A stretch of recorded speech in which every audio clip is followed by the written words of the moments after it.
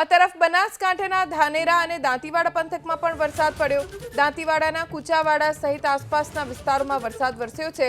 ભાડલી, જાતા અને તેની આસપાસના વિસ્તારોમાં પણ વરસાદી માહોલ છે।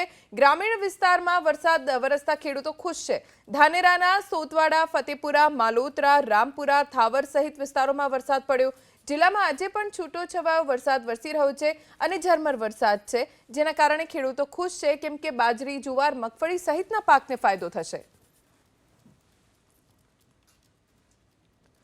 મહીસાગરથી સમાચાર। કડાણા ડેમમાંથી પાણી છોડાતા મહીસાગર નદીનું રૌદ્ર સ્વરૂપ। મહીસાગર નદીમાં છોડાયું 1,20,000 ક્યુસેક પાણી। કડાણા ડેમમાં કુલ 1,27,334 ક્યુસેક પાણીની આવક। મહીસાગર નદી કાંઠાના 106 ગામના લોકોને એલર્ટ કરવામાં આવ્યા છે। કડાણા ડેમમાં પાણીની ભરપૂર આવક થઈ। ડેમમાંથી પાણી છોડાતા મહીસાગર નદી બે કાંઠે વહેતી જોવા મળી રહી છે। નદી કાંઠાના અંદાજે 106 ગ્રામ્ય વિસ્તારો છે, જ્યાં લોકોને સતર્ક રહેવા માટે અપીલ કરવામાં આવી છે।